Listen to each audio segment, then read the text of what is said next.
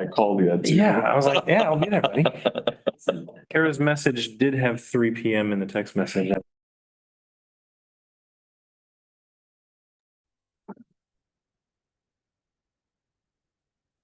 Good to go? Yep.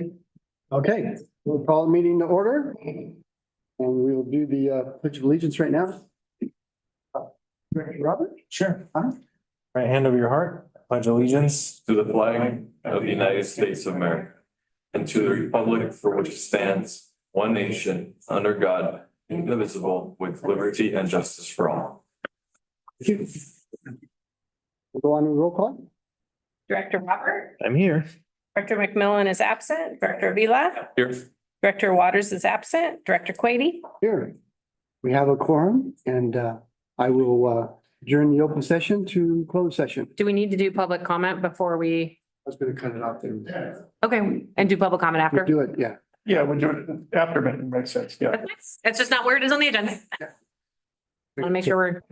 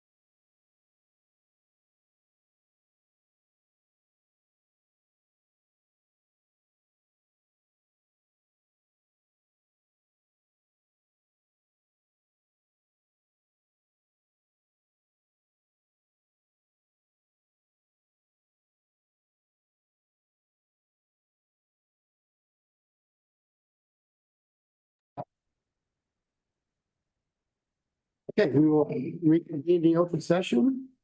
And the board received an update from council and no action was taken. Much. So we'll go on to public comments. Have any public? See. We do have some members of the public online. They are. Okay. This portion of the agenda may be utilized by any member of the public to address the board of directors on any matter within the jurisdiction of the board. It does not appear on the agenda and on matters that are on the agenda but are not designated as action items. Depending on the subject matter, the board of directors may be unable to respond at this time or until a specific topic is placed on the agenda at a future Calleguas board meeting in accordance with the Ralph M. Brown Act. Please limit remarks to 3 minutes. Do you have any? If any of the online attendees would like to offer public comment, please use the raise hand feature. There are no raised hands. Okay, well then we go on to anything on presentation? No presentation tonight. Okay, any items to be added to the agenda? No item. Okay, on to the consent calendar. Yeah, the 2 items, minutes and letter of engagement.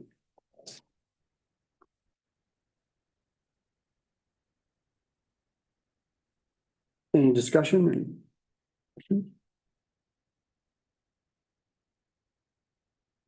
It's gonna be in order.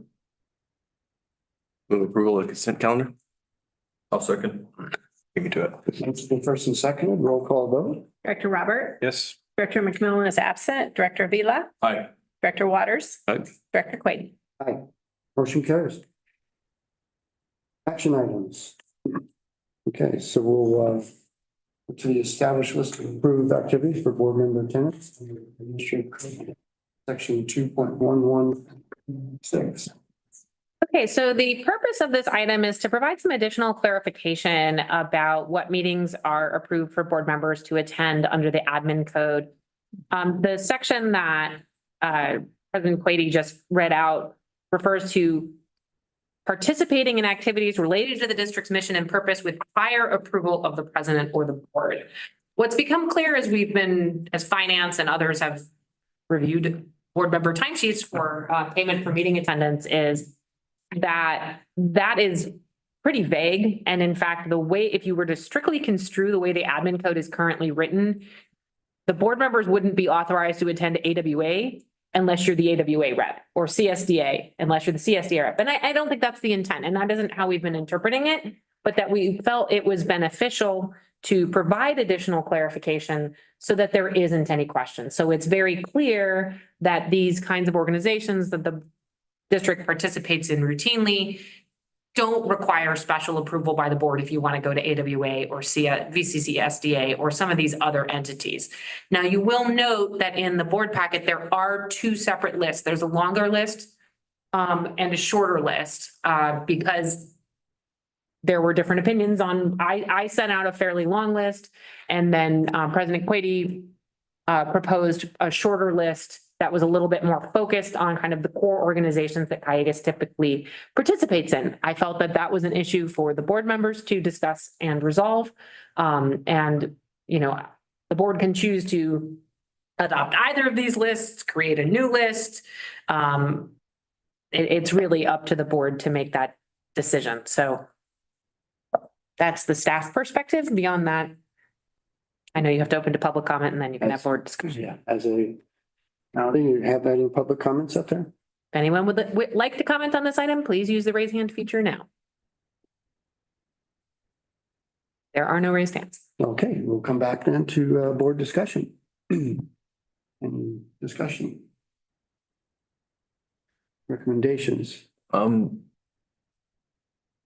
Looking at these lists here. Can I ask why, so you came up with the short list? Or you parsed down the longer list? Well, to tell you the whole story, I came up with two lists. It was a fundamentals, and then the other one was specific relevance organizations. But it is true that if you have the fundamental organizations, everything else has to be discussed by the board. So in my view, there's no reason to have the longer list then, because we may run into something that, we need the board to see this organization because we're now considering this. And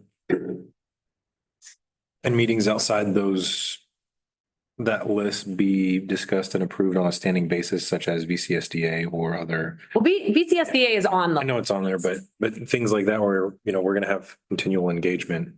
the kinds of things that were on the longer list that aren't on the proposed shorter list are things like American Membrane Treatment Association, Urban Water Institute. Urban Water Institute. They are things that Calleguas has typically not been as active in.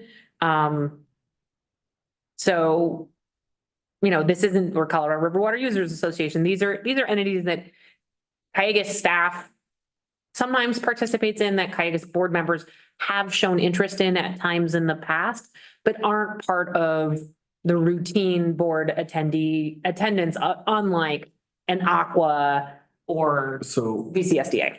from my perspective is historically, board members haven't really attended things like Colorado River Water Users Association or what was the other one thing? I mentioned American Membrane Treatment Association. There's a number of them on here. But just like AWA, if there is a conference or something informative that the board members can benefit from, then, you know, that wouldn't be a bad thing, especially with the understanding that I don't think we are regularly attending any of those, but if there was something there that was of benefit to the understanding of the board member for that topic, wouldn't be a bad thing. I guess my question or statement is, it depends on the intent of this, I don't want to say exercise of this item. Is it to limit or to encompass all? And that's the board's decision. The goal of staff is to clarify. Whether you wish to clarify in a more broad and expansive manner or a more narrowly defined manner, is up to the board's preference. Then I'll ask a second question is there concern with the meetings that the board is currently attending or has historically attended? I wouldn't characterize it as concerns, but we basically just recognize that the admin That they're code not wasn't explicitly. specific enough, and we wanted to be able to, because staff is put in the position of having to review board member timesheets and approve them. And then go, is it on the list? So I don't know. Well, and yeah, so there, I mean, I it's get not on the list when there's no list. Right. So we wanted It's to, been left up to the board member's discretion whether or not they think it's beneficial for the company, for Calleguas. it has been historically, and when this came up, Walt actually found an example of another agency that did adopt a list. And so that's why we're proposing this approach to provide that additional clarity. The way to think about it is it's kind of Andy, Director Waters, you're right. It was up to the discretion of the board, and it would still, at one level, be up to the discretion of the board about attendance at meetings. This is more, the way to conceptualize it is, number one, it's kind of a best practices. And number two, to think of it as a list of pre-approved meetings, not just necessarily approved meetings. There's still a section in the admin code that says if there's something that's not necessarily on the list that you want to attend, the board can bring up the issue, seek approval, and get approval. You know, this just, in terms of best practices, if there is a question by staff with respect to whether or not a meeting is within the mission of the board, or Yeah. if there's any kind of question at all, it just helps with the exercise of that discretion. My timesheet normally regularly doesn't include most of those. It's AWA, Metropolitan Water District, some Fox Canyon. Mostly AWA and Aqua stuff once in a while. But I don't see a problem being able to have the flexibility if a board member, specifically, I'm thinking of Jackie. Who was invited to some of these other options to be able to participate. Well, and that's not to say that just our routinely attended meetings aren't going to be the meetings that we ever attend if our direction or interests change. My approach to this is the logic that if board member discretion was reasonable to this point, it seems to reason that a larger list to allow us to navigate still within that discretion would be beneficial. Especially if they're pre-approved and they are meetings or agencies of merit. So I think I would probably be leaning towards the more encompassing list than the parse down one.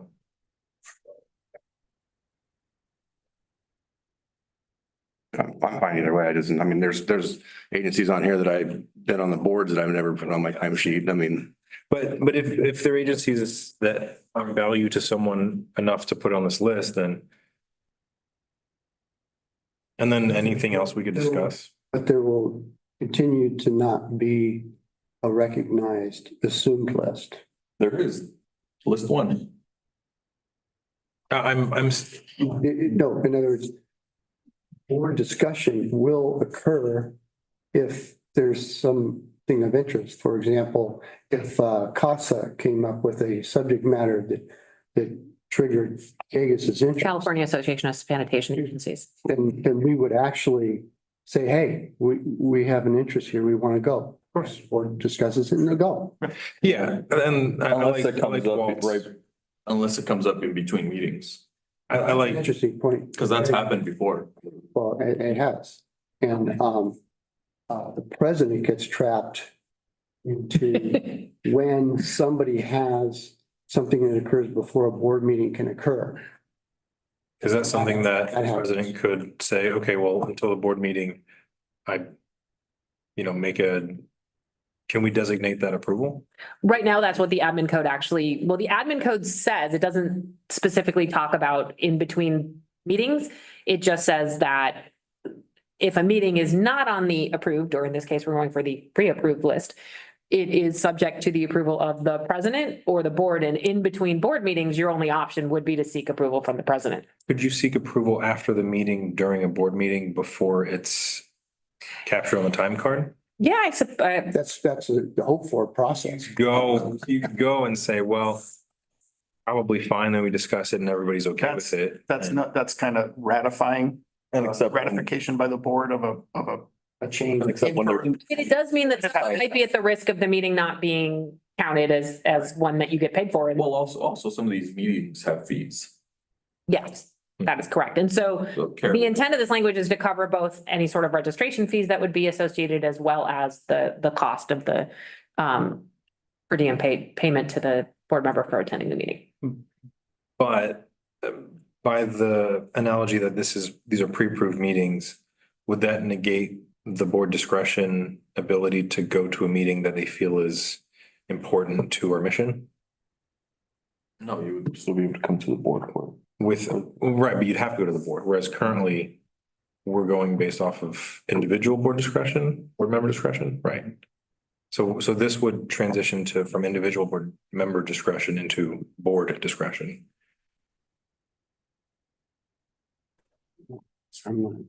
It's always been subject to full board discretion at some level. Okay. All this, again, this is to provide some guidelines to be transparent Yeah. in Yeah. terms of, in a written format as a starting point, what the Yeah. board sees as things within the mission of the district. I think we are pretty transparent. We talk about everything that goes into our timesheets. Our timesheets are public record.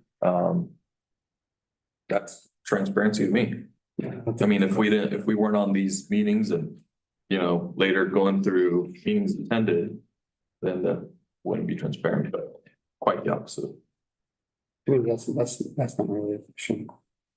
I think I'd Thanks for I'd trying. be comfortable with a broader list, and if for some reason we feel that something just doesn't need to be there, we can always drop it off later, but usually you start broad and whittle down rather than starting restrictive. So the broad list would not be a assumed approval list. That's what you're saying.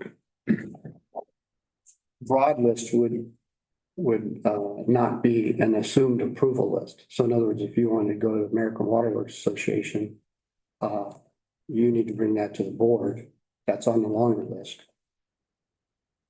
And you talk about there might be a specific objective as to why you might want to go to the American Water Works Association. And that should be a discussion rather than what the shorter list is a fundamental for things that you don't even have to go to a discussion in the board and go to those meetings. I think both lists encompass that. I thought, Actually, neither list has American Water Works Association on it, which I think is one you should reconsider, which Well, the point is, that was an oversight. That should be on there. okay, look, the point is that you have to know the difference between where there's a assumed list. These are just automatic. You can go. Right. You as a director. And then there's another list which actually has things that must be discussed at board because we may have a specific interest and the board should discuss it. The goal was to try to keep this simple and have a pre-approved list, and then anything that's not on the pre-approved list would require Yeah. discussion. Yeah. So the, I was clear on that. So both lists are pre-approved. well, whatever list the board adopts, Yeah. which could be either of these lists, a completely different list, a list that has American Water Works Association on it, like this should have. That's at the discretion of the board. And so I would, Confused as to whether or not it's understood as to what it is discussion, because I think there should be more discussion on some of these organizations and other ones were 100% good going without any board discussion. is that usually covered under our subcommittee discussion for attended? Like for me, I'm appointed as VCSDA and I brief on. the admin code already does specifically say something about if you have like if you're the board's representative to that organization. Yeah. So that's already covered by other sections of the admin code. This is just trying to clarify the broader one about mission-related organizations. To your concern, could we make a list of meetings that we attend, that we brief due to their importance. Even if we're not attending as a representative. Is that what your concern is? That's kind of where Yeah, that's where I came from in terms of having a fundamental list versus a list of specific organizations of special interests. So that there may be opportunities where there is something happening with Calleguas that we should have board members attend this, and it's not of the normal, it's not a foundational list. It's on the special organization list. We all talk about it and decide whether or not, that's a good direction to have somebody go. that would be, they sound like two different lists, right? It sounds like. You'd have one and then you'd have another for a separate purpose. Okay. Yeah, to me, the fix is that if you have the fundamental list, then everything else is up to discussion. Yeah, you don't need a second list, because if it's not on the approved list, then it's on the non-existent list of everything else that must be discussed. Well, there's an item on every board package for that. We need to be attended.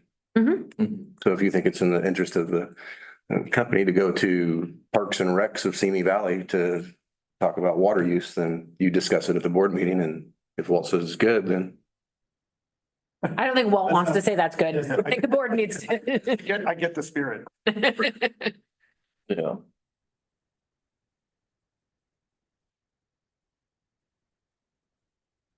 I would support the broader list of proposed pre-approved activities and then have agenda items for meetings of special interest to be discussed.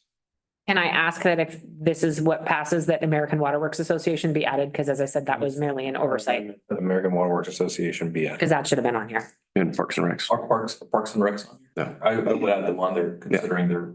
kind of big water use. The Water Education Foundation. Because I put the wrong WEF on there. This is why the danger of acronyms. Okay. I put the wrong one on there. Does that sound like it covers everything we're trying to accomplish? To me, it just lists out what's possible, but anything that's not on the list is discussed anyway. Right. So it doesn't really matter. So if I understand correctly, the motion on the floor is alternative one with the addition of AWWA, the addition of local recreation and parks districts within our service area, and the correction of the Water Environment Federation to the Water Education Foundation. Get that right? Thank you. Yes, please. I'll second that. Okay, motion's been first and seconded. Roll call vote. Director Robert, Yes. Director McMillan is absent, Director Avila, Aye. Director Waters, Aye. Director Quady. Aye. Motion carries. We will get the list updated and distributed to the board for clarity. Thank you. Well, that's something you showed like new board members when they become elected. Exactly. And that provides guidance to new board members. It's just you telling me, hey, you should probably go to these meetings. Yeah. Mhm. Okay, on to item 7B, adopt resolution 2095. Public financing, refinancing. All right, good evening, directors. Tonight, we're going to be talking about the refunding a bond issue. Director Waters, you've seen most of this presentation already, but get to listen to it again. So now we're looking to have you pass a resolution that's going to start us in this process of financing these bonds. I'm going to kind of go over some of this basic information about the Build America bonds, the history, kind of get you updated on where this is and what we're doing. So the Build America bonds, they started back in 2009. They're going to be referred to as BAP from here on out because a lot of these names are kind of long, but so they were actually a taxable bond issue that the federal government was doing, or that we could do, and the federal government was going to subsidize 35% of the interest costs. And by doing that, these became lower cost of the funds than the tax exempt. So a lot of municipalities started issuing these bonds. There were $181 billion in these bonds that were issued in the 2009-2010 timeframe. In 2010, almost immediately after they said, hey, here are these bonds, tax exempt bonds, we're going to give you a subsidy. They came out with this act that says that we can impose mandatory spending cuts and potentially including the BAB subsidy reduce it if it needs to help the budget. So with that, there were a few years where they didn't do anything. But in 2013, the Congress actually began what they call sequestration. And that's where they actually cut this deficit to help fund other areas of the budget. They started with 8.7%, and that's actually kind of the high mark that they did. So they took 8.7% of our subsidy and they just didn't give it to us. And the subsidy's been reduced, but at different levels ever since. Right now, you can see that our subsidy is cut by 5.7%. And that's been pretty standard now for a couple of years, and it's going to continue all the way through fiscal year 2030. So our bonds go all the way through 2040. So there is a chance that after 2030, they put it back, but I sort of have no faith in the government being doing that. Once they start taking your money, they like to keep taking it. So really, we only receive 94.3% of our subsidy right now. So what that's cost the district, and you can see that in the red right there, we've already lost $1.36 million. So from 2013, when they started taking it, I mean, they're slicing 5 to 8% off the top all the way through. And from now until 2030, there is another $450,000 that's guaranteed to be taken that we're not going to be getting. That was originally as part of the BAP when we first signed up for this program. Then in 2022, there were a lot of concerns out there that the federal government was actually going to eliminate the BAP subsidy altogether again. But right at the end there, they passed the Appropriations Act of 2023, where they protected the BAPs, but only through 2025. So once 2025 gets here and they're going to have the same discussion again, there is still a risk that remains that they could take the rest of our BAP subsidy. They could cut it more. Chances are they're not going to give us back to 100%. So what does that mean? That risk. So this year we're at $1.3 million in the BAP subsidy. So it's not a small amount on an annual basis. And between now and 2040, we have $12.4 million in BAP subsidies out there that is subject to the risk. So in the board package, you saw it's like 12.8. That's because I've sort of eliminated the 450,000. That's already pretty much gone, which leaves 12.4 out there at risk for us. Another thing that's happened in November 2023, so that's pretty recent. The Supreme Court effectively confirmed that Congress has the ability to take this from us. So there was an agency out there that had a BAB bond, and they sued the federal government to say, hey, I don't think you're allowed to take this. And the court said, yes, they can. So it is seriously at risk based on what the budget's doing. So kind of looking at what the current environment is for our BABs and all the BABs out there. Fortunately, the people out there had a lot of foresight, and they put this extraordinary optional redemption language in the bond documents. And that allows us to call the bonds at a different time if something was to happen to the subsidy. So we consider this to be impaired because they are taking the subsidy. So this is one of the reasons we're looking at this.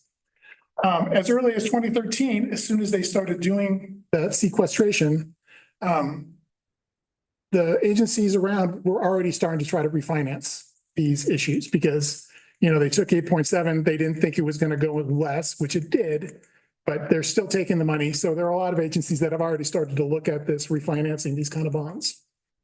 More and more issues are starting to pursue this this BAB refinancing as a form of de-risking, taking away that risk that you're going to lose that subsidy as time goes on. There's a lot of reasons they're doing it. The market conditions out there were favorable. The frustrations with the administrative requirements that are required to get the subsidy. We have to fill out a form, send it into IRS, and then the IRS takes a while to get it back to us. So there's some coordination you've got to do with the IRS, which isn't always fun, in order to get this money. And then, of course, with this last ruling, it has actually started speeding up the number of agencies that are actually looking at these kind of refundings. According to JP Morgan, and this is really as of May 30th, 2024, there've already been 28 unique entities, municipalities that have gone to refund these BABs to the tune of $7.7 billion. And right now, looking at Emma, which is the governmental municipal recording of all the bonds. There's another $4 billion out there looking to be refunded as well. To take a look at what our little bit is, we have $66 million in bonds outstanding still. So it's a very small little drop in the bucket compared to what's out there being refunded from all these other agencies, past and what's currently out there. So one of the big things is when Montague and DeRose, our financial advisor, took a look at this for us, they went through and they said, I think your language is good. There's various languages in each of the everybody's bond issues, like I was talking, defining what the extraordinary event is and what it's needed in order to make this kind of determination. There's also in the bonds, the price specifically set so that we know how much it needs to be refunded for, and also the dates that are also noticed. In the blue, you can see Montague DeRose actually put a little blurb in there that let us know that they aren't a legal counsel and we should confer with them. And so we did, and I have both of them sitting back here in the audience so that if you have some questions, they can definitely come and answer. So we did run all of this by our bond counsel, Kevin Savali, and he definitely took a look at this and said, we are in good shape to be able to do this. Some of the language we have, and I put a little excerpt on here. One of the big things is that it says that the authority can determine that there is an extraordinary event that has occurred. And the other part of the language that's down at the bottom of that first paragraph basically says that if if the subsidy is impaired, that would be something that we could cause as this extraordinary event. So we have very good language set in our bond documents that would say this stuff that we do qualifies as an extraordinary event, and we can go forward. It also says, we also have language in there about the rates, how we have to set it. We have to pick a new rate. We have to add some, like a 1%, 100 basis points to the rate. And that's where we're going to redeem the bonds at, which is going to be probably less than what the bond's current interest rates are out there on the market. So there could be, some savings in there for us. And it also talks about how the rates have to be selected. The last thing, and this is going to be something that's going to come up, is actually about the valuation date, when we can actually do this. This is going to be the tricky part because it's a 3-day notice. So we have to figure out what the price is and then close it within 3 days. And that's a very tight window. Montague DeRose and the bond counsel have said they've done plenty of refinancings with that kind of structure because a lot of these bad bonds all have that in there. Some are a little less. Ours is on the more restrictive side, but it's something that is still doable. So one of the other problems that have come up, not problems, issues that I'm going to make you aware of, is that many bond counsels, investment bankers believe that this sequestration definitely qualifies as an extraordinary event. But there have been some agencies that have had some investors contact them and say, hey, we don't think that this is considered an extraordinary event. And they've sort of gone through the stuff to say that they may sue those agencies. Now, nothing's ever come of it. Nobody has ever sued for these. And our bond counsel also agrees that our language is very strong in that if we make this determination, that it's going to stand out in court. Kind of looking at some of the benefits of doing this, it eliminates reduces the risk of that sequestration happening in the future. We have $450,000 that is automatically going to be gone, and we have up to $12.4 million that could be taken at any time, depending on the federal budget and the deficits that are out there. And we all know how that's gone in the last few years. So they could be looking for money at some point to try to help balance that budget. It reduces the administrative burden of these because we no longer will have to contact the IRS in order to get any money. And the other thing that's going to be nice is that we'll be able to make these a callable bond. So if interest rates do go back down in a future time, there will be an option for us to, again, refinance the bonds one more time, but at a better interest rates when possibly there's some more savings out there. Some of the considerations, one is the transaction is market sensitive. So the interest rates are going up and down like a yo-yo right now. So it's kind of depending on where the rates are going to be to make sure that this can actually work for us. The timing could be a little difficult. That 3-day thing is something that we have to work with, but it's not something that's going to necessarily not do this deal. we could start paying these costs and decide not to go that route. We're asking for $400,000 as part of a budget increase to pay for the cost of going through with this. That includes the financial advisor, the bond counsel, as well as the cost of issuing the bonds, which will be the very last thing if we actually go through. That's all included in the $400,000. And then some of the larger BAB transactions were protested by the investors, but nothing's really come up so that they've never really sued. They're just kind of protesting it. And Kevin Savali has said he has some ideas of why they were kind of caught off guard when these first happened. And some of the investing people just wanted to make a show of the fact that they were unhappy with this, but not that they've never sued. It's actually some of the places out there are actually putting little asterisks on the bonds that when they're BAP bonds, saying that an extraordinary event has happened and it's potentially going to be refunded at this time. That's where there is still a risk of lawsuit, but it's pretty minimal. We don't think there's really that much of a risk, but I just want to kind of make you aware that it is something that is out there at this time. Other considerations is this could cost the money. We did ask you for 400. It could be between 300 and 400. I kind of went on the high side just to make sure I got all my bases covered. The last refunding we did in 2021 was $225,000. Refinancing to risk this bond is not technically in the debt service policy that we have. We do have language in there that just says the district will refund the debt when it's in the best financial interest of the district. I think that this would qualify for that because there is a lot of money at risk out there for us. If the federal government was to do something, and if they do something more drastic, I'm definitely coming back and making sure we refinance these bonds at that point. So we're sort of getting ahead of that game before anything bad really happens.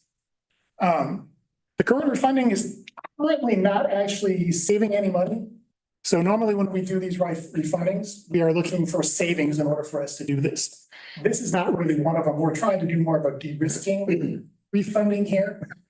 We will try to get as much savings as possible. We're going to try to hit the market at the right time. But it's not the thing that I'm looking at the most. I'm really looking at that $12 million that we could be losing potentially. Or, up to $12 million, I should say, in the future years. Because I do think the federal government will end up doing something based on the deficits that are out there. And I think we should be ahead of the curve on that. The next steps, I'm looking for the board to approve this resolution. It basically has this board saying, yes, we do think that there's an extraordinary event that's happened. And we are asking for the PFA board to make the same determination. We kind of wanted to start with this board so that when we go to the PFA, we can definitely say, hey, we've taken a look at this, we understand it, and we want the PFA as a board because they're the ones that are actually holding these bonds to make this determination. They need to make it before we really go forward. One of the things we're going to do next is also put a notification on that electronic municipal market access, which is EMMA. So kind of let everybody know that we are going to be looking to refund these bonds. It would probably shake out if there's anybody out there that's going to be really upset with us refunding these, that will have prior notice before we even go out to the market. So we're trying to, be preemptive again, figure out what's out there, figure out who has our bonds, and make sure that nobody's going to be really upset by us doing it. Like I said, it's out there. There's a lot of agencies doing this. This is not us going out on our own. We're way down the list of agencies that have done this, and we're so small that it's not going to be held by. No one's going to hold all of our bonds and be really upset with us, these smaller investors. Next, then we're going to bring that resolution to the PFA, get them to agree to it, and then we're going to start working on all of our bond documents and then determine when the best timing it is to go to market. We're trying to get this ready as quick as possible so that we are ready if we see an advantageous market that we think is coming, because we have to also give everybody 30-day notice. And then at the end of the 30 days, we have 3 days to close it. So it's kind of a timing thing. So we want to be ready. We can throw out our 30-day notice. And then if we see it looking good for us, we'll continue to go forward and actually go out and price it and refund them. So with that, we're available for any questions. Okay, we'll go on up to public. Is there any expressed public interest? Raising hands. There are no raised hands. Very good. Okay, board discussion. Just out of curiosity, with that 30-day notice, in that 3-day window, can we not? Yes, absolutely. So if we give out the 30-day notice and 10 days in, we notice that we don't think it's going to be going good for us, we just pull it back then. We can pull it back right up to the time we're ready to price if it's not there. And you said at the financial committee meeting that it was costing us, it could cost us $12.4 million, not 12. It could. That's the amount of subsidy that is still out there between now and the end of the bonds at 40. What would be the best case scenario for saving money? The interest rate on these bonds are what, and then The interest rate on these bonds are 5.9%, but there's a 35% subsidy for these bonds.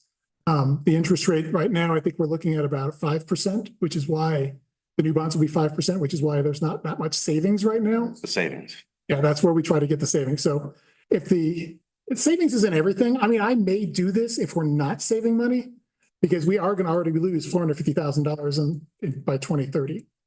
And again, it's a matter of making sure we're not going to lose any further money as well if they continue with the sequestration after 2030. Or even eliminate it altogether before. I see us What's- saving $12 million. What's the worst case scenario that we would still go forward with? Like, have you thought about that? We have not really made a number yet, but if we come back and ask, because we're gonna have to come back to the board, this board yet again, to approve bond documents and get you to approve, and we can kind of discuss what number we think we should be at that point. Well, if the refinancing came back at 8%, it would be a bad idea. Yeah, if it's a negative 8%, like we're losing 8%, I probably wouldn't do it. Right now, I think we're like 3% with the current rates today. Now, when we gave this to the finance committee, we were at a $50,000 savings. So we were saving money back then. And then since then, the rates have kind of come together a little bit, the way that this works, so that it's a $2 million not savings. So between now and the time we get this paperwork done, we could be back. We could be back. We could be in that sweet spot that we're looking for. So it's going to be what the board's going to want to actually take a risk on as far as what the savings number you want to be or the loss. Yeah. Not a $12 million loss, so. It could be. And that's what, I mean, if they ever eliminate it, we're coming back and it's not going to matter what the loss on this is going to be because we have to do it. I appreciate the forward thinking on this. I was just wondering if, so the extraordinary event, that you feel that's pretty solid.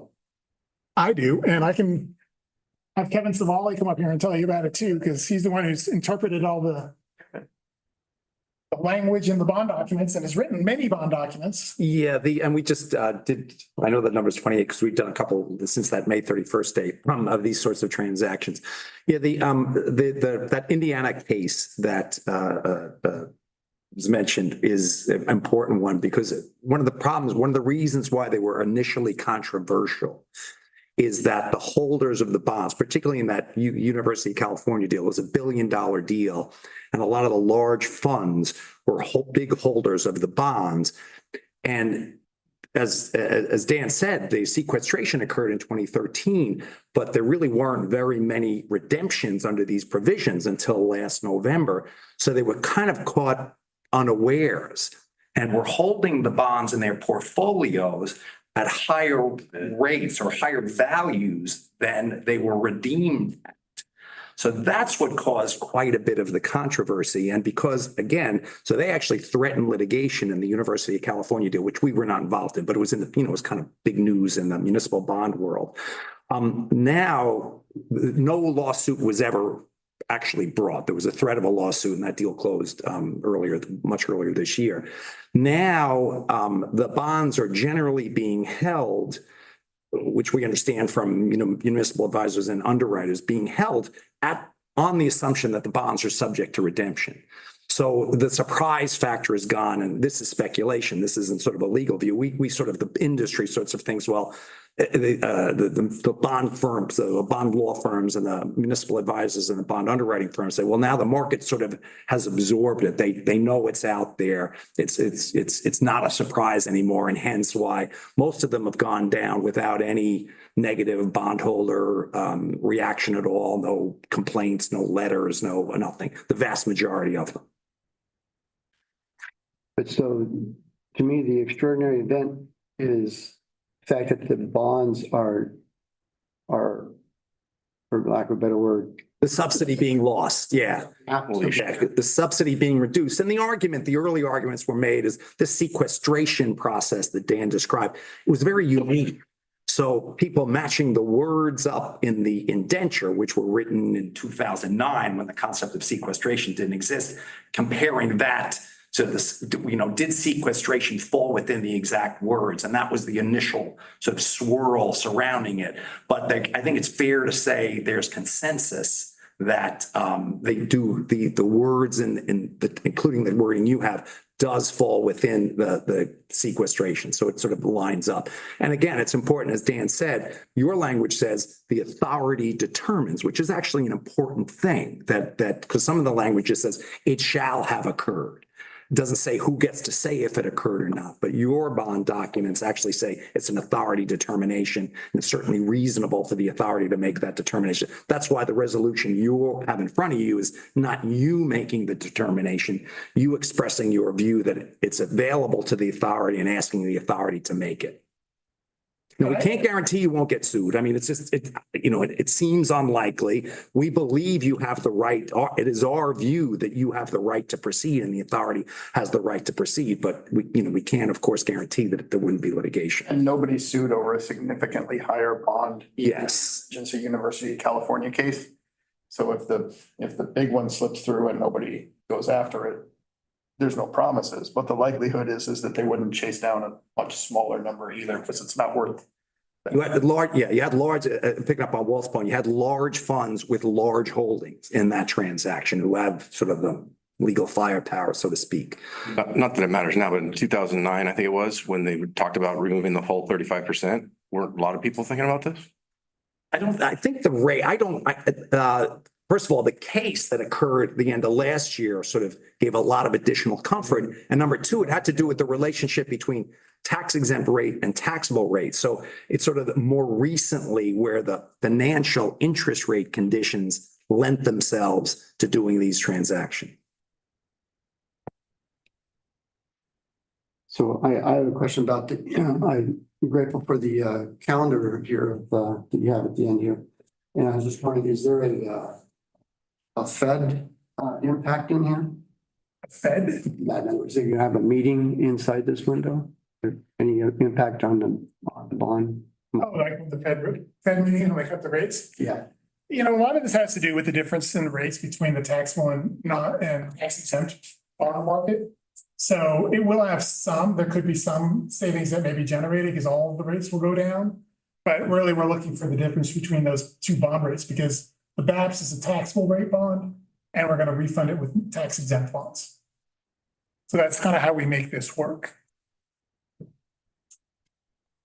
But lower rates will always be a good thing. Yeah. Arbitrage term, I think. Yeah, arbitrage is really, we're not allowed to make more interest. Like what, if we were to take the money and invest those bonds in a bank account, and if we made more interest than what we're paying out, that's not allowed. That's arbitrage. That's the easy way to explain it. Okay. I think any other questions? No, I guess that's just a question of risk tolerance, right? The risk of the bond is increased and evaluating whether we want to spend some money to reduce that risk. And if we just assume that risk is gonna be happening. Yeah. Okay, well, I guess a motion would be in order. I'll make a motion to adopt resolution 2095. I'll second that motion. Motion's been first and seconded, roll call vote. Director Robert, Yes. Director McMillan is absent, Director Avila. Aye. Director Waters. Aye. Director Quady. Aye. Motion carries. Thank you. Thank you. Okay, on to reports. General manager staff reports, general manager's report. Sure, just want to update the board on a couple of meetings of significance that I've attended since the last time I provided this update. Continues to be a lot of activity at Metropolitan, including had a meeting on the treated water surcharge. There's another one Monday that Henry and I will be attending. There was also a general manager's roundtable, which really focused on a refinement of Metropolitan's existing business plan. Since that time, the general managers, all 26, signed on to a letter putting forth a game plan for addressing the business model. And so I expect that's a pretty compelling case. It's pretty unusual to get all 26 member agency managers to sign off on something. So that was a pretty major milestone. It looks like with some minor tweaks that'll be acceptable to the Metropolitan Board. And so we'll proceed with the process where the member agency general managers are pretty critically involved in figuring out how to address the business plan issues. I also attended a couple of camp related meetings. That's climate adaptation plan, master plan for water. We attended a meeting on the evaluative criteria, and then following that meeting, Henry and I had a follow-up meeting with Met staff to demonstrate to them the work we're doing on the RIST, which we thought was instructive in terms of providing evaluative criteria that are more focused on what really matters, the real outcome, and are simpler and easier to understand. The proposed process that was presented to us had 66 evaluative criteria. Just 64, sorry. It was, and those evaluative criteria didn't necessarily align with what really matters in terms of how Metropolitan should be deciding what projects to move forward with. One of my fellow member agency general managers, Stacy Takaguchi from Pasadena, said, this seems to be too focused on what's measurable instead of what's meaningful. So we're really working with Metropolitan staff with the hope that we can get them to what's meaningful, because that's what really matters. Also yesterday, I attended I thought it was a really great Aqua Region 8 event with Pat Mulroy, Southern Nevada Water Agency. Now she's with UNLV as the keynote speaker. She was really fantastic. And then I got to sit on a panel with two of my fellow member agency general managers, Nina Jasmedarian from Foothill and Stacy Takaguchi from Pasadena. And we had a really good time. And there were Director Quady and Director McMillan were also in attendance, as well as a strong representation from the Calleguas contingent. So Yeah, that was good to see. I think it was a great event, and it was a lot of fun for me. Most fun I've ever had on a panel. Yeah, as I called around to the district to try to get a hold of people yesterday, voicemail. Talk to everybody today. Oh, I said Aqua. You did have a good turnout, I can tell. Well, And that's my report. Very good. Okay, on to the summary of the fiscal year 23-24 water use efficiency programs. Jennifer.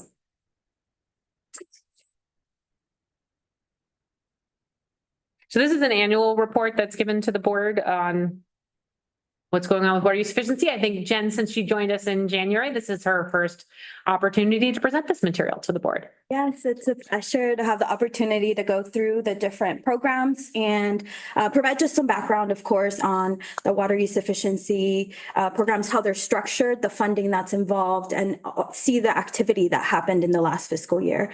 So hello, my name is Jennifer again, or Jen. I go by Jen since there's a few of us here, two Jens actually. So just to not get confused. So yeah, starting off with the summary of activities, of course, focusing primarily with the fiscal year 23-24 that just ended. So we thought this was a timely presentation to really show again, just the activity that has gone on with water use efficiency.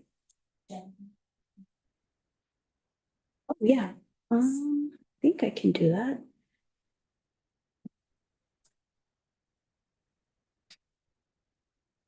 Is this optimize video share?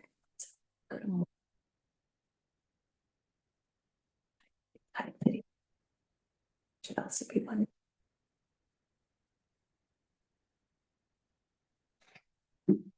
Yeah.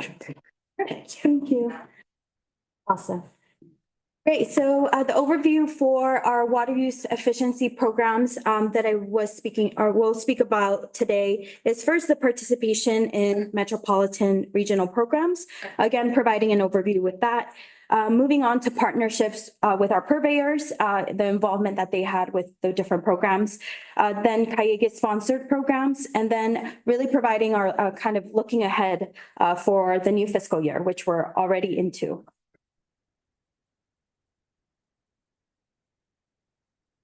So beginning with the Metropolitan Regional Program, just to give some background, it does provide incentives for water use efficiency in member agency service area. And it's broken down into two different activity types, as I would call it. The first one is device and turf replacement rebates that residents are able to participate and commercial establishments are able to participate in. And then funding for individual projects through what we call the Member Agency Administered Program, or MAP. I'll be referring to MAP a few times, so I did want to include it there because there's a lot of activity that's tied to MAP throughout this fiscal year. Wanted to remind that although we're focusing on the fiscal year activity, the Metropolitan Regional programs function in that 2-year process that you might be aware of. So for this 2-year cycle, we're looking at 22 through 24, with the recent cycle beginning July 1st, 2022, and just ending with this recent fiscal year. They're managed through 2 different agreements. So they have residential and then the commercial, industrial, and institutional agreements. And these are processed by the team, are sent over by Metropolitan and processed by the team as far as any changes that go on. This is where those changes would be reflected. And every year we go through this process with Metropolitan and making changes if there's supplemental funding, for example, that needs to be processed. And the rebate program is really gone through the SoCal Water Smart rebate website. That is the interaction with residents that they see. So I did post kind of a screenshot of what residents would see and also commercial establishments that are applying through for rebates. It is administered by Metropolitan's contractor EGIA and processing both the turf replacement rebates and the high efficiency devices that I'll get into detail. But essentially, I wanted to talk a little bit about how SoCal Water Smart is essentially where the rebate processing website. You also see the image of Be Waterwise included there. That's primarily where resources are found, the ideas. It's more of the creative side, I tend to characterize it, where you can get those ideas on then participating on the rebate website to apply for the actual money. SoCal Water Smart would be the place residents go to. So some background just to bring up to speed on the recent just turf replacement information. So for turf replacement, it does include incentives again for both residential and CII. The base rate is at $2 per square foot of grass removed. And with additional funding that Metropolitan received through several grants, depending on the time, they could have additional incentives applied while funding is available. Member agencies and retailers can also add additional funding. And so every year as we go through those documents, that's when that additional funding can be added. And projects must include a minimum of 3 plants per 100 square feet of area transformed. It does have to include a stormwater retention feature that was added a few years ago, and areas must be permeable. So a lot of the projects that I'll be showing and highlighting in the next few slides have to include that as well. And additionally, no synthetic turf or paved areas are accepted. That is a common question we receive from residents, and throughout our classes, we make sure to share that information so that they're aware that those areas would not be eligible, but and not given a rebate. And then additionally, of course, there look at the replacement or modification of overhead sprinklers. The irrigation system essentially is asked to be reviewed so that it's at the most efficient level. So happy to report for fiscal year 23-24. We do again use that EGIA website to look at all of the rebates that were processed. And so we ran a few of the numbers to show the activity did include 369 turf replacement rebates that were paid between July 1st, 2023 through June 30th, 2024. Just to kind of bring that down, there's 324 single family applications that were processed and 44 CII. So those can include, again, commercial, industrial, and institutional. Those are where the applications of cities, for example, or schools that went through would be included. So we did see a lot of activity, of course, totaling over $2 million in metropolitan funding and $556,000 in Calleguas funding. over 1 million square feet of grass was removed.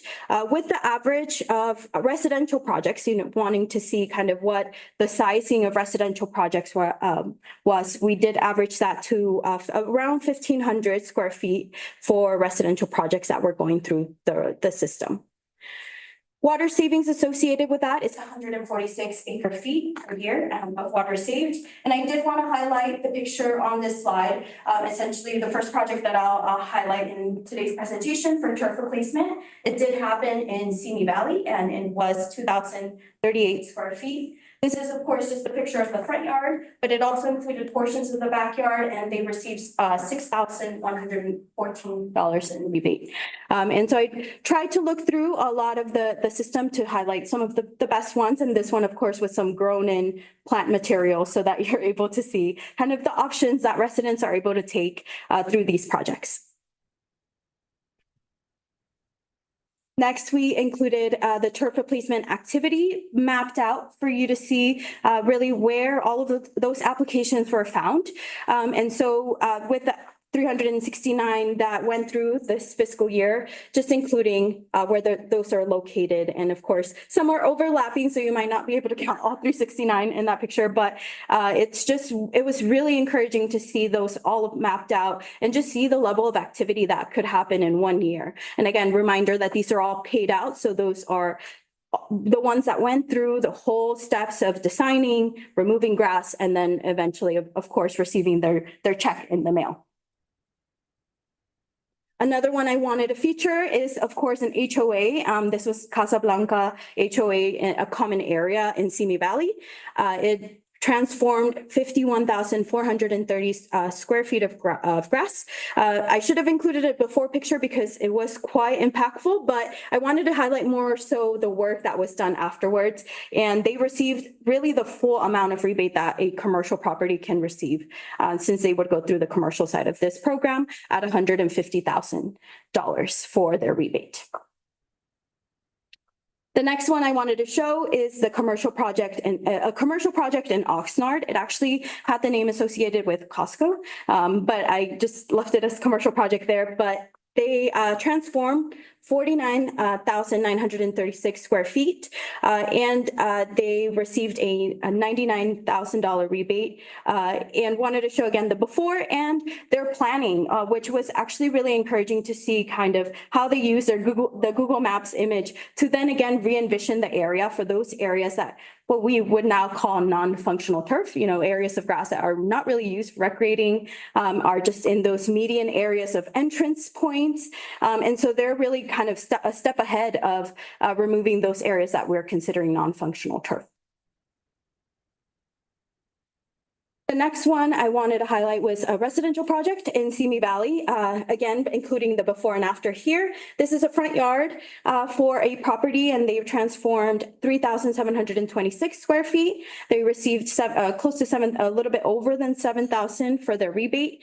And just looking through pictures, again, it's really encouraging to see people using their space for walkways, but still remaining with a lot of plant cover. With a lot of these, of course, a reminder that for the most part, these pictures are taken right after planting. So imagining more of a lush growth as time passes, and usually we talk about a year or two after planting to see that lush effect from the landscaping. But seeing this in just the fresh state of planting, looking this great, I think is really hopeful to see what the after will look like in a year or two. Moving into high efficiency devices, which I mentioned are the other aspect of the rebate program. So it does include the residential program and the CII program. I included the devices that are included for rebating. Also included the Calleguas addition or supplemental funding that's added on. So for example, for high efficiency clothes washers, we do add $25 and so on. Any of those that have the additional plus sign are those that Calleguas is adding funding for the actual devices. I did want to know flow monitoring devices, of course, are available depending on the retail agency approval, because those are something that yeah, we do ask our retail agencies or purveyors if they'd like those included. And so again, these are the type of conversations we have with them to make sure that they're agreeing or adding, if they're adding funding, those are the conversations we have every year. And then again, just highlighting device rebate program activity for the fiscal year. Included not only the number of rebates, so I won't go through all of these numbers here, but also the quantity and then the metropolitan rebate amounts associated, the Calleguas rebate amount, and then the total rebate amount. Sometimes, for example, it could be just, one rebate could be 12 toilets, for example.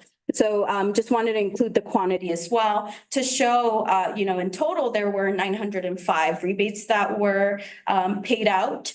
But the quantity of devices could be much higher at that amount of close to 2,000 actual devices given a rebate. And again, kind of just mapping out the rebate activity throughout. So again, the 900 rebates that were paid out, again, just showing in the service area where they went and pinpointing those locations for this fiscal year. Shifting into the Metropolitan Member Agency Administered Program, or MAP, as mentioned, to provide some background on how this program works, it does provide discretionary funding for residential and commercial projects in these categories. So essentially, there's a total of 4 different ways that you can apply for the funding. The first one being device-based. And this is, it can be, for example, a direct installation of a device or device distribution. We have some examples of what type of projects that applied for this funding in this fiscal year. Customized projects with documented water savings. It's exactly that. So that just showing the savings that is documented for that project, and then applying for that funding, of course. There's also customized projects with non-documented water savings in disadvantaged communities. There's a big focus, of course, DACs. So anything that is through this project does not have to show direct water savings, and it could be fully funded for whatever that project might be, whether that's direct install or a demo garden or educational program within those communities. Lastly, there is customized with non-documented water savings, the flexible funding. And this is what we call like the most fun as far as being able to be really flexible with how you utilize the funding, whether that's an educational program or a demo garden. And this one, essentially, marketing campaigns that our purveyors can get really creative, and I'll show examples again of what this looks like.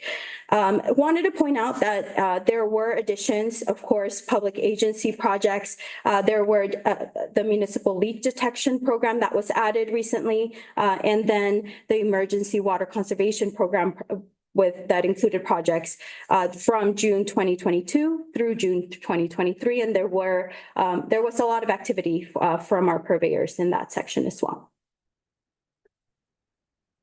These again, the MAP funding is handled in a 2-year cycle. So beginning 22-23 and then ending with 23-24, receiving 440,000, and then 25 of that can be used for that flexible funding of projects. There are good news that actually that will increase to 50%. That can now be used for flexible funding. So now moving forward in this new fiscal year, we will be able to be more, again, flexible in the funding up to 50% in 24-26. But for the funding summary for the 2-year cycle that just closed, we had a total committed/requested amount of $468.429 with expenditures of $237,000. We did have some projects that initially applied, as you can see from the committed line, that unfortunately did not go through the full payout process, did not move forward, which is why you see that difference of not all of it being paid full out. This is an issue with a lot of member agencies. A lot of us go through this of projects not going through and committing the funding. So we are finding, of course, creative ways in the future to help prevent that, and also help structure a program within Calleguas to help our agencies with some of the conservation framework, for example. And lastly, the process is for each project is to submit a proposal to Metropolitan for approval, actually implement the project, and then receive the reimbursement through verification that's submitted to Metropolitan, which is then given a credit on the water bill. So some highlights, the emergency water conservation program was mentioned earlier, and that was a big chunk of the money that was used. That was 199,825. And these were activities, for example, as you can see on the slide, for some of the signage that said water 1 day per week. That was used by different cities. Also like hiring drought coordinators was another way that this funding was used. And so a variety of different activities. I think the next slide covers it in a little bit more detail. But for customized projects, we had this breakdown here of 33,000 and device-based projects of 4,313. So this is a list of the MAAP projects that went through for the 2-year cycle. And so included Camarillo's landscape efficiency retrofit, the CLEAR program, funding for the website, VenturaCountyGardening.com website, the Simi Valley Drop Counter customer engagement platform, which we actually received a presentation from about a few months ago. And it was great to see how they're using this platform. Camarosa residential landscape surveys, Oxnard Fix a Leak Week, which is featured on the image there, where they created essentially educational workshops, and also celebrated a whole month of Fix a Leak Month, which is what they do there in Oxnard. And so just very creative ways to engage with the community. And again, the flex spending is really meant for that, to get community members involved with water use efficiency and the programs that are tied there. And kind of shifting again into the Calleguas side, more focused programs. So we have, of course, classes, workshops, and events, listing just a few examples of what that looks like here. So for landscape classes, we had a few kind of that went through. For example, we had the right plant at the right place, and also a turf replacement process class, a few classes of that type, which essentially show residents how to go through the rebate application. And it really helps inform people to know, take before pictures, and so that they get through the application process without any issues. And so those are some of the examples of the types of classes that were held. And then the UC Master Gardeners of Ventura County strip irrigation workshops are ongoing. So those are different programs are held throughout the year with various participation from our residents and just various dates so that they're able to come and attend and learn more about irrigation workshop. We also have the rain barrel sale that happened. There were a few dates there, and I actually have the next few slides cover the events and some pictures. So I'll kind of hold that, and also the native garden kit. I have some great pictures of the events that happened this year. And presentations to local groups are another example that Calleguas gets involved. Different, organizations typically reach out to us for presentations, workshops, get involved with more of that educational side. And so wanting to take any opportunity really to speak to residents about water use efficiency, and also participate in community booths. As you can see featured on this slide, we have, of course, our great team, Megan and Jennifer, at an event in Oxnard. And so the Native Plant Fest, which is just an example of the type of events that we attend.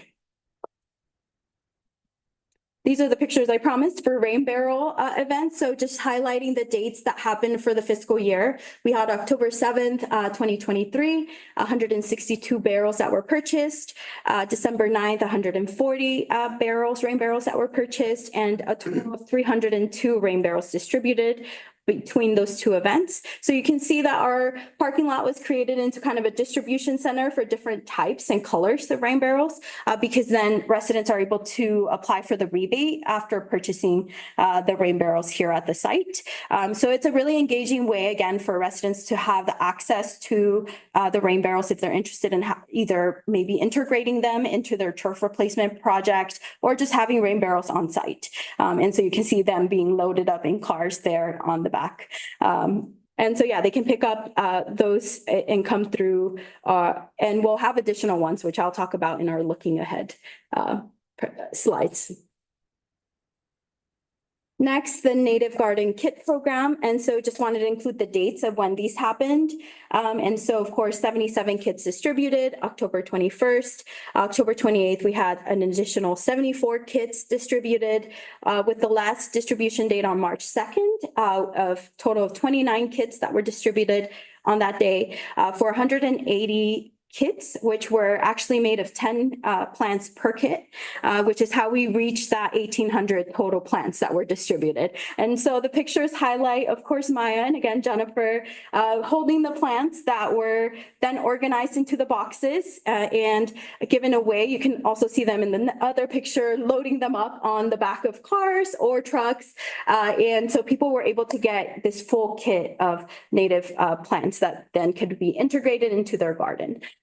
Also wanted to highlight that the landscape has changed. Items, for example, the bags, the flyer, informational items were shared for residents attending. So you can see a resident, holding the bag for landscape has changed. And again, another opportunity to connect them to our website to get them engaged with the changes that they're doing outdoors and being more efficient. And so overall, I think a great engagement piece as well. And then lastly, as I finish kind of the activity that we do, the turnkey turf transformation is another example of Calleguas. I would say, it's sponsored in a way project. And so this really focusing on public agency transformation and focusing on direct install. It also includes a study that will show us water savings. And I know Jennifer presented this earlier in the year. So I won't go into too much detail, but I did want to say that this is another great program that will highlight the work that Calleguas is doing with non-functional turf, specifically direct install in public agencies, and something that will show, I think, not just the great partnerships that are shown with the water agencies on this slide, but also the great opportunity of non-functional turf, specifically in public agency spaces. So just wrapping up, looking ahead for fiscal year 24-25, which of course we're already in, continuing that great work for turnkey turf transformation is one of our main focuses. We're kind of getting into the next step of the sites and just continuing that great work. Megan is leading the charge with contacting the sites and maintaining that great partnership with them. The other item that we'd like to work on is continuing the great partnership with the UC Master Gardeners. So, we've had amazing events with them already with irrigation workshops, really continuing that, but also maximizing the resources that they offer through a plant sale in the future. So we're looking at a 2025 date that we'll be very excited to share more about in the next few months. And then, of course, the Calleguas website redesign, which you've heard about, and just thinking about how we can maximize the resources that are available to residents and also obviously our purveyors that are interacting with the website and visiting the site. The next item is the rain barrel sale event. So I did write them down so that I could just share them really quickly. So we have two scheduled for this current fiscal year. We have the next one Saturday, September 28th, and then December 14th, both on Saturday with that very same structure that I described with the parking lot purchase and pickup. And then lastly, just participation at retailer community events, remaining involved and available to our retail agencies that would like to invite us to different events where we can speak about Calleguas and what we do, but also highlight the resources. So for example, we have Plant Palooza coming up in September. We will be having a booth September 28th. And again, sharing landscape has changed as kind of our main talking point and resources there. The other thing that I forgot to include, and I realized afterwards is the option of the tree rebate that was recently added through the landscape program that Metropolitan has. So it is in addition to the rebate that's available, but it is another point of tracking that we will have available of how many residents that are going through the turf replacement program are adding trees with that additional $100 rebate that's available, up to 5 trees that they now have available, only if they're going through the rebate. And so that's one more piece of data that I'll be looking at and be able to report on in the next year as I come back with more of these updates, and just an exciting part to also include. And if I could just mention on the upcoming events, per the board's request, those have been added to the water resources section of the monthly status report. So if you didn't catch those dates or you want to look them up, they will appear in the MSR a month or two ahead, depending on the lead time on the type of event. Great. And that's the last of my slides. I'm happy to answer any questions you may have. I know it's a lot of numbers, so hopefully that wasn't too much, but I'm happy to answer anything else you'd like to know. Thank you. A lot of information. I have a question about the HOA. Do you know how many residences are in that HOA? I'm curious. The project Casablanca that was included, it doesn't provide information about, it doesn't include the number of units, but the address and then the contact name and person that went through the actual rebate. So I don't think it delves into that, but I'm sure there might be a way of finding out, but it doesn't get into that level of detail, at least in the rebate application. Find it fine. I'm just kind of curious because different size HOAs have different resources, right? Of course, yeah. Them called a HOA. Same here, but I like your question. I like where it's going, if you have an HOA, I won't call it that.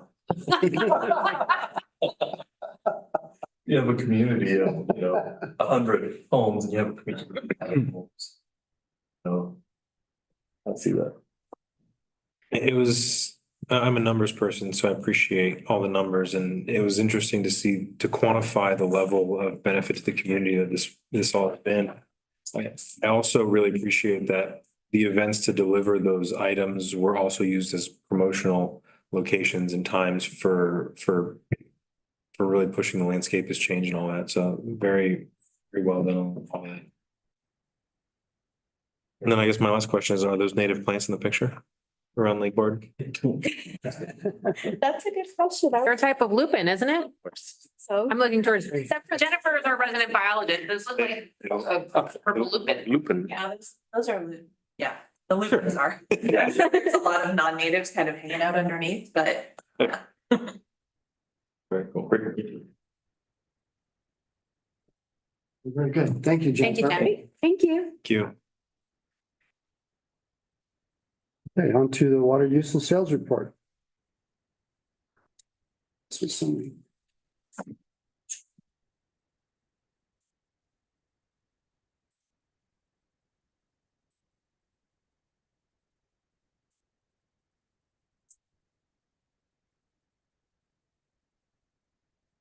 Was so busy working on the bond presentation that I forgot to update my water use and sales.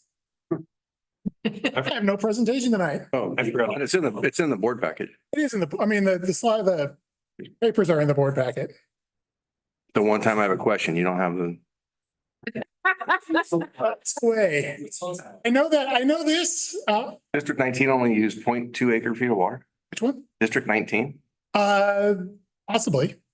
Because District 1 is the bigger one, 19. 19 is Somas. Yeah, so they will get off us sometimes at times. So it is very likely that they did, especially during the peak months where the capacity charge is in place. I know that we sold, the amount of water we sold is over what we budgeted. Yep. For the month. So that is something that's a good sign. We've started off properly. We are meeting our sales goal for the first month of the fiscal year. Yeah, 0.2 acre feet. That's whopping $345. Yeah.